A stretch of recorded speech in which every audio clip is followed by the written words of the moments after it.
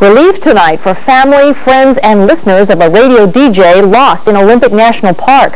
A helicopter found Paul Nelson about 15 miles west of Port Angeles.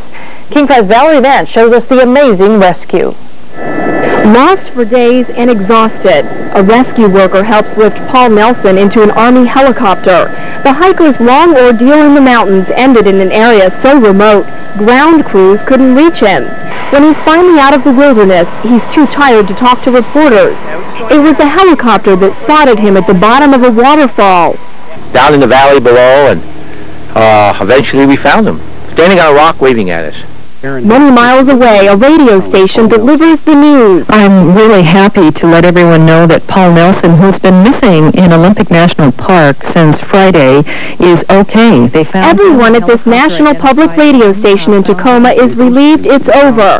It's their co-worker who survived several nights lost in the Olympics. Everybody on pins and needles wondering what is the next move, what can we find out, and then to have it end well, you know the phrase, all's well that ends well. And people are smiling. It was last week when Paul Nelson went hiking in the mountains. He didn't return by Friday, so the search began.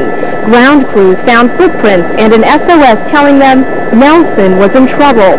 It is hard thinking about a co-worker in that kind of distress, a friend in that kind of distress. The hiker hosts a weekly jazz show at KPLU. This is Paul Nelson, your host for Saturday Jazz Matinee here on... Worried listeners have been calling in wanting to know the very latest. The intimacy of radio really builds a bond between the host and the listener, and I think you're seeing that today from his fans that have never met him. After the rescue, Paul Nelson spoke with park rangers about what happened. He has some minor cuts, but he's expected to be just fine. He should be back at work and on the radio very soon. In the newsroom, Valerie Vance, King 5 News.